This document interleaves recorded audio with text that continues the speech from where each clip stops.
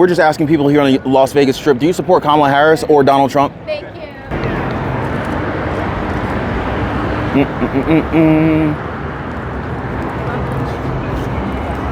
Yo, how much you want to dare me to jump over this gate, swim across, and get in the boat? It is 100 degrees right now here in the Las Vegas Strip, and it's crazy. I'm not even sweating. Hello, ladies. How are you? We have a YouTube channel. We're just asking people on the Las Vegas Strip, like, do you support Kamala Harris or Donald Trump? Just a yes or no. To be honest, I don't even. Are we live right now? Oh yeah, we're not live. We'll be editing it later. I so was gonna be like, hey. I mean, if you want to in there, that's cool too. This girl. You know, Trump, Kamala, like anyone. Yes. I mean, Trump is just drama. Okay. So that's what I don't like about him. How about preference? He don't even know like sometimes what he's talking about. So what makes Kamala Harris better than Trump then? And that's cool too. Either way. I've seen her like talk about some stuff, but me, I'm not a big fan of politics, and I try to stay away from it. I feel you. So, too much drama over there. Yeah. That's what we got the Kardashians for, right? See you guys later. Cheers. What Goldman Sachs has said is that Donald Trump's plan would make the economy worse. Mine would strengthen the economy. That report, which was mentioned last night in the debate, came from an independent analyst. And it's interesting, Scott. I think a lot more has been made of this than should be. And the reason I say a bigger deal has been made of it is what it showed is the difference between the sets of policies that they put forward was about 0.2%. Which is why Wharton School of Business, which is why 16 Nobel laureates determined after analyzing our plans, one, mine would strengthen the economy, his would weaken it. Believe it or not, folks, we're already living the Kamala Harris experience. This is the economy that she's so proud of. Now, I'm not sure about you guys, but I know for a fact that prices have only gone up since Joe Biden and Kamala Harris got in office. And yet they're trying to fool us into thinking that this ain't their fault. But as far as we know, it's called the Biden-Harris administration. Hey guys, before we get started, thank you so much for hitting the like button.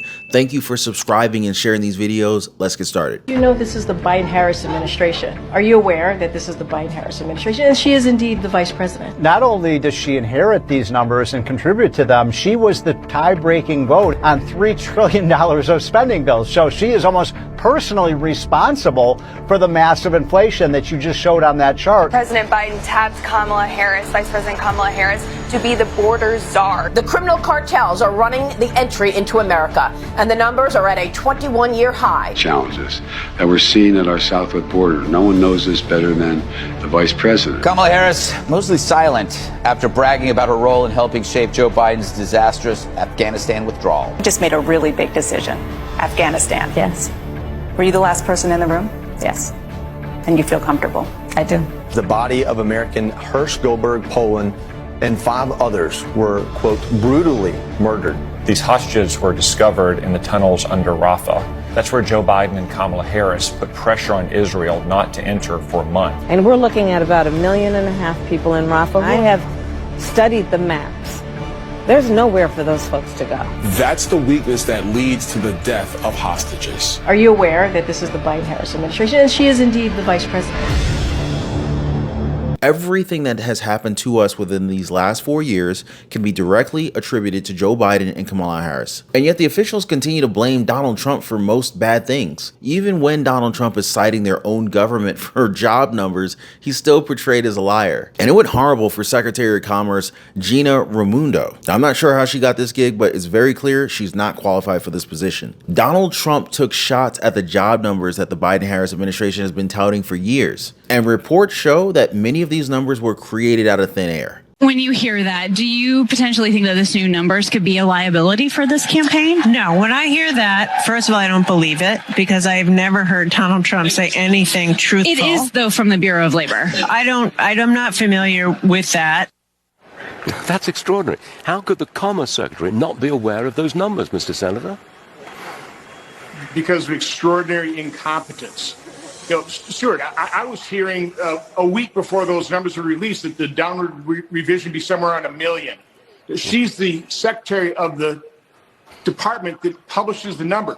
You know full well, on network like yours, financially based, that people anticipate these reports. The fact that she didn't know anything about this report, about the downward revision, is literally just jaw-droppingly incompetent. As embarrassing as that is, Raimundo, she isn't done. She's determined to make the economy look good by saying that Donald Trump will drive us into a recession, even though a majority of the country believes that the former president is good for our economy. A whopping 65% of voters feel right now that the country is heading in the wrong direction, with 50% saying that Donald Trump is the key to a better economy. Only 41% believe that Kamala Harris can do the same. Talking about numbers here, right? 59% of voters rated the economy as bad. And I want to show you the train wreck that Raimundo is, because she's still trying to say that Kamala Harris is better for our economy. This is despite the fact that our economy is in a sorry state at the time. Just listen to how she's fact-checked by CNBC on the air. Look, we have had a soft landing, okay? Inflation, we haven't slayed it totally. It is on the way down.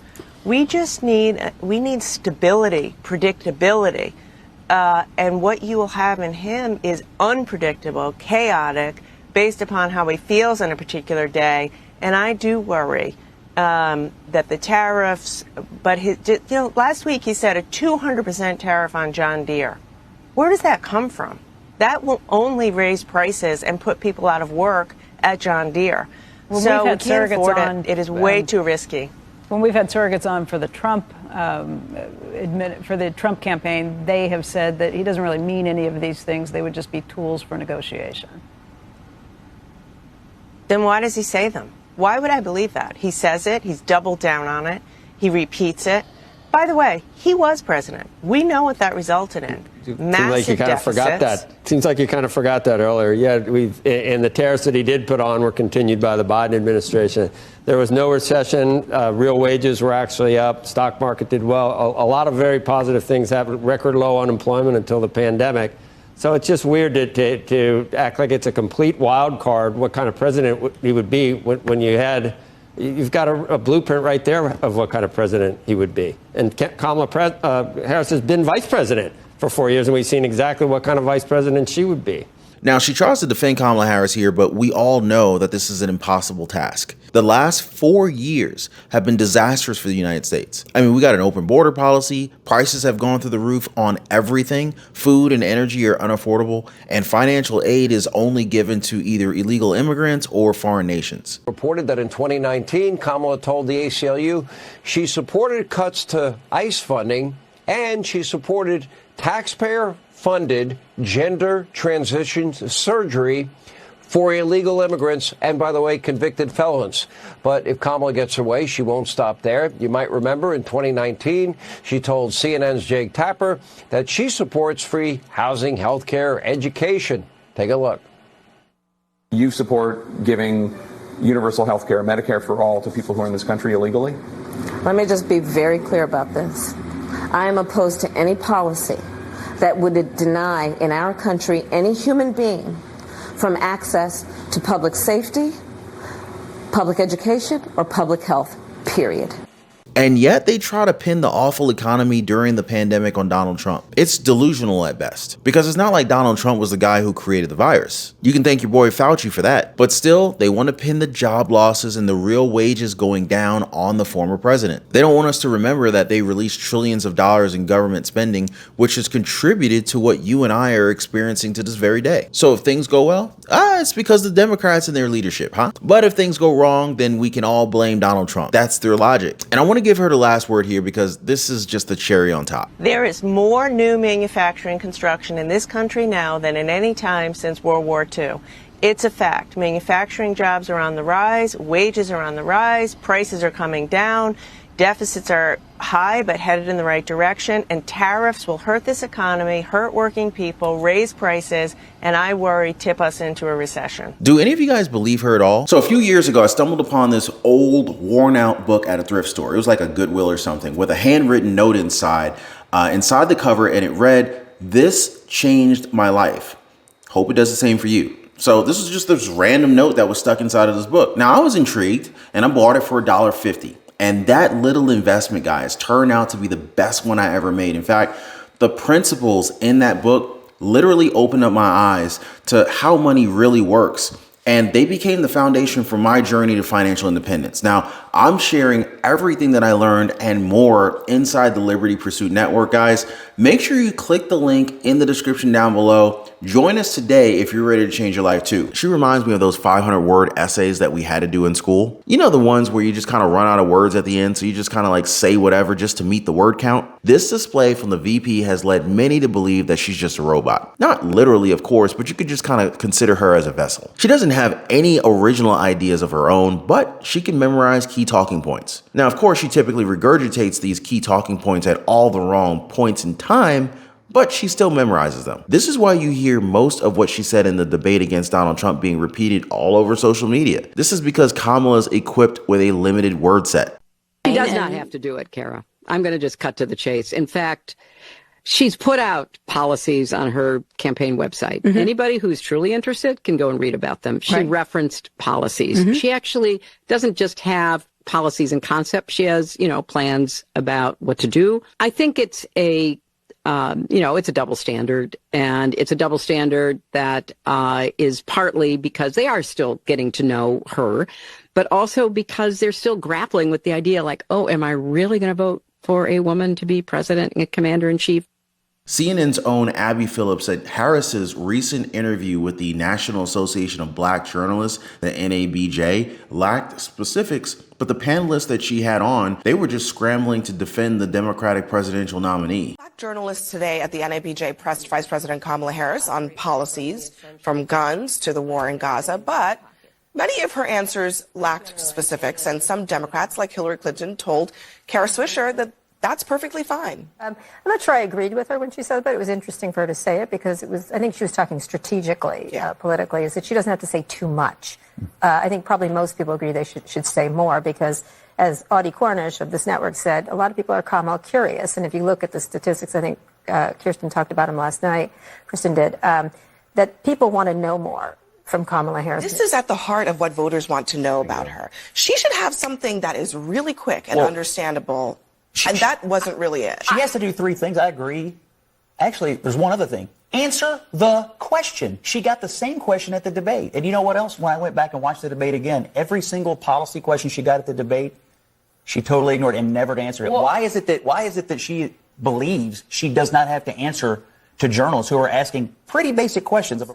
Now, with all these different people defending her, Kamala Harris doesn't just come off as mediocre anymore. In fact, she comes off as pretentious, shallow, vapid, and even condescending. You know what I mean? Phillips played a clip of Kamala Harris responding to a question about whether her voters were better off than they were 4 years ago. See if you guys can spot her answer here as it's written out. We came in during the worst public health epidemic in centuries. We came in after the worst attack on our democracy since the Civil War, and a lot of it due in large part to the mismanagement by the former president as it relates to the COVID pandemic and obviously January 6th. And we had a lot of work to do to clean up a mess. As of today, we have created over 16 million new jobs, over 800,000 new manufacturing jobs. We have the lowest black unemployment rate in generations. Yeah, as Abby Phillips said, Harris should have something quick and understandable ready in response to a question like that, adding, and that really wasn't it. CNN political commentator Ashley Allison said she wished Harris would have alluded to the next 4 years in her answer to the question about whether Americans were better off during Donald Trump's presidency. But really the bottom line here, according to CNN political commentator Scott Jennings, was to answer the freaking question. He basically went on to say that every single policy question that Harris got at the debate, she totally ignored it and never answered it. And the question remains, why is it that she believes she does not have to answer to journalists who are asking pretty basic questions of a presidential candidate? Could it be her strategy in all this? Like she's intentionally planning to not answer any questions? This is what CNN political analyst Coleman Hughes said, that what has worked for Kamala Harris is literally to not make headlines, to give vague but presidential sounding answers to questions and allow voters to project the image of who they hope she is onto her. I mean, are these people for real? They're actually encouraging the Democratic presidential nominee to give vague answers to the American people? Really? They acknowledge it, but they're not even going to call her out for it. Then again, Hughes admitted that Harris does tend to get in trouble when she answers off the cuff. She can be a gaffe machine when she's unprepared. Oh, we know about that. Now, following the NABJ interview, Politico reported that Kamala Harris refused to veer off script. The report said that Kamala Harris evaded questions about important issues and did not break much ground or even stray away from her talking points. Seriously, is Kamala Harris even a serious candidate at this point, or just pretty much a talking puppet for the Democratic higher-ups? Kind of makes you wonder, doesn't it? Guys, drop a quick comment, yes or no, down in the comments. Let me know what you guys think. Also, hit the like button. But seriously, guys, we need to get this message out, and each and every single comment and subscription, every like, this will help us do exactly that. Thank you guys so much. So let's get back to it. Now, to really understand what Kamala Harris is trying to hide by evading all these hard questions, we need to just kind of like look at who she is exactly. An undeniable part of what some would argue is the worst administration in US history. Because see guys, despite what the propaganda media would have you believe, it's the economy that is preventing Vice President Kamala Harris from breaking through with the American people. So no matter how much puffed positive coverage the media gives her, she just can't seem to establish a clear lead. Why? Well, one made up word: Bidenomics. More precisely, it's the impact on the economy for which Kamala Harris is partly responsible. I mean, you guys saw the clips. On the rare occasion where Kamala Harris actually allows someone from the press to publicly ask her about the economy, she gives the strangest answers. You could even call it weird if you want. During the ABC News presidential debate, David Muir asked her, when it comes to the economy, do you believe Americans are better off than they were 4 years ago? And guess what? Kamala Harris said that she was raised as a middle-class kid and gave a clumsy biographical answer which included zero policy. A few days later, during her only interview since the debate, her response to a question from anchor Brian Taff about her specific plans for the economy, it was better memorized but equally unresponsive. And yes, it was still about growing up as a middle-class kid, that she grew up in a neighborhood of folks who were very proud of their lawn. Y'all remember that line, right? Because what else would she talk about? Bidenomics? For nearly 4 years, she and Joe Biden have been claiming that Bidenomics would bring down the cost of living, invest in infrastructure, empower families, and make life better for all Americans. Well, here we are, 4 years later, and it just simply hasn't happened. And hey, that's not going to stop her from making the same claims about her mystery plan on the campaign trail. Don't believe me? Just look at the numbers. Rasmussen reports found that only 20% of Americans wanted policies in general to stay the same. Nearly 3 out of 4, or 73%, do want things to change. Only 23% said economic conditions were improving. By contrast, 52% said that things were getting worse. In parallel, Scott Rasmussen, a separate polling outfit, reported that only 26% of Americans thought that the economy was excellent or good. Now, a full 74% rated the economy poor. Do I even have to say it? If you are the candidate of the incumbent White House party and only a quarter of Americans think that the economy is good or improving, well, you have a huge problem. But hey, let's not talk about that, right? Instead, let's talk about Kamala Harris growing up as a middle-class kid and her favorite phrase, what can be unburdened by what has been. Because being on video saying that you would shut down fracking on your first day in office would kill more than 105,000 jobs in Western Pennsylvania, it just kind of compounds your problem. So let's not talk about that, I guess. Do you know what the strongest argument against Kamala Harris right now is? The fact that Americans go to the grocery store every day. And what happens there? Well, people are reminded every day that the Biden-Harris administration has made everything too expensive. And again, she's the current vice president of the country, arguably the second most powerful person in the United States right now. If she wants change to happen, why not just start now? Or better yet, why couldn't she have started 4 years ago? Well, I doubt that we're really going to get any kind of meaningful answers to this, because it's less than 2 months away from the most important election of our lives, and Kamala Harris is nowhere to be seen. The vice president wants to be a champion of democracy that she's barely speaking to the voters that she's counting on. Since July 21st, she's given only 3 interviews and held 0 press conferences. Now, let's remember, it's the same strategy used in Joe Biden's 2020 campaign. Hide the candidate in the basement and hope correctly that the legacy media will cooperate and go easy on them. I mean, we see the same thing with Democratic VP Tim Walz with just 4 interviews and no press conferences. I mean, it's just unbelievable that their campaign thinks that they can get away with this, but apparently it can. But I guess this approach is necessary for them, especially since Kamala Harris was only placed on the ticket after Joe Biden's senility became way too severe in public for those to camouflage efforts to work any longer. But also the fact that Kamala Harris has a history of flip-flopping on key issues, something that the media often overlooks. Meanwhile, Waltz is still notorious for his failure to prevent the largest COVID fraud case in the country. $25 million stolen from funds that were supposed to feed children, not to mention his handling of the Minneapolis riots following George Floyd's death. Now, to compare, the Republican candidate Donald Trump and his running mate J.D. Vance, they've done over 70 interviews and press conferences in the exact same period. J.D. Vance alone has done more than 7 times the combined total of Harris and Waltz. Talk about transparency. 70 versus 3? That's a no-brainer. But let's put it this way, guys. I totally get why Harris is avoiding the spotlight. I mean, she oversaw the Biden administration's border disaster as the border czar, allowing millions upon millions of illegal migrants into the country. At least according to Federal Reserve Chair Jerome Powell, has contributed to rising unemployment. Harris, a longtime leftist, has also supported controversial policies from hating Israel and backing sex change surgery for ICE detainees to plenty of other woke madness. I guess her silence this campaign season does say a lot. Since we've talked about money this entire time, you'd be pleased to know that Joe Biden found a few $1 billion to send Ukraine again. Now, I covered this in a previous live stream that you definitely need to watch right after this one. As always, appreciate you guys being here. Thanks for hitting the like button and subscribing. We'll see you guys next time.